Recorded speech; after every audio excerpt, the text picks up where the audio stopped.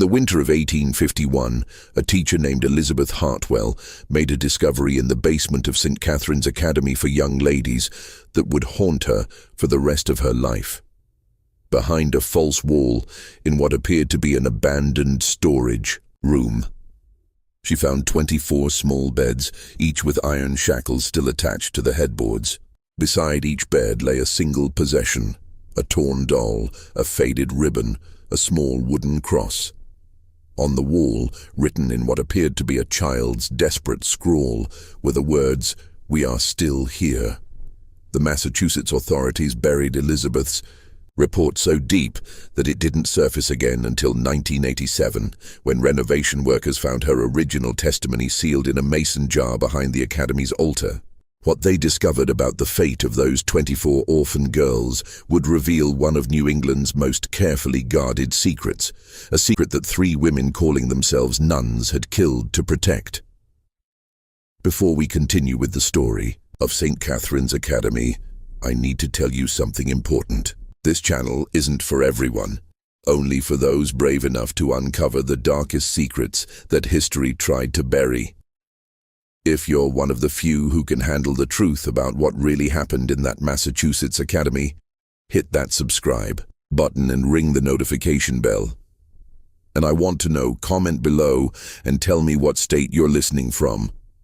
Are you brave enough to hear what happened to those 24 girls? Let's find out together.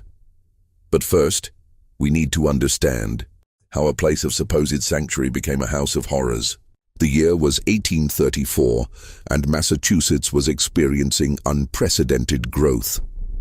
The Industrial Revolution had transformed cities like Boston and Worcester into bustling centers of commerce, but it had also created a darker problem: thousands of orphaned children with nowhere to go.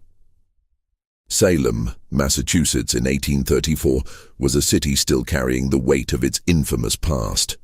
While the witch trials were nearly a century and a half behind them, the people of Salem remained deeply religious and suspicious of anything that seemed unusual or out of place.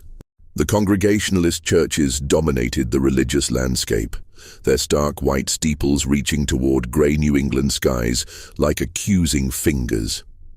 It was in this atmosphere of rigid puritanical devotion that St. Catherine's Academy for Young Ladies was established on Gallows Hill Road, a location that seemed almost mockingly appropriate given what would later transpire there. The Academy occupied an imposing 3-story brick building that had once served as a private mansion for a wealthy merchant family. Its Gothic Revival architecture, with tall, narrow windows and steep, gabled roofs, gave it an air of respectability that would prove to be nothing more than an elaborate facade. The Academy advertised itself as a Christian institution dedicated to the moral and educational development of orphaned young ladies, ages 12 to 17. The promotional materials, printed on expensive paper and distributed throughout New England, promised refinement in manners, excellence in domestic arts, and careful placement in respectable Christian households. Parents who had died of consumption, cholera, or industrial accidents could rest easy, knowing their daughters would be well cared for at St. Catherine's. The woman who presented herself as Mother Superior Victoria Whitman was a figure of imposing authority. Tall and severe, with steel-gray hair pulled back in a tight bun beneath her black habit, she commanded respect wherever she went in Salem. Her voice carried the cultured accent of Boston's Beacon Hill, and she spoke eloquently about her calling to serve God's most vulnerable children. She claimed to have been educated at the prestigious Mount Holyoke Female Seminary and to have served in Catholic orphanages in Ireland before coming to Massachusetts. Sister Margaret Collins appeared to be Whitman's perfect complement, younger, with kind eyes and a gentle manner that immediately put frightened orphan girls at ease.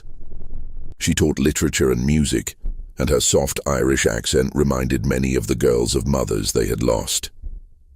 Children who arrived at St. Catherine's, traumatized and grieving, found in Sister Margaret a maternal figure who seemed to genuinely care about their welfare.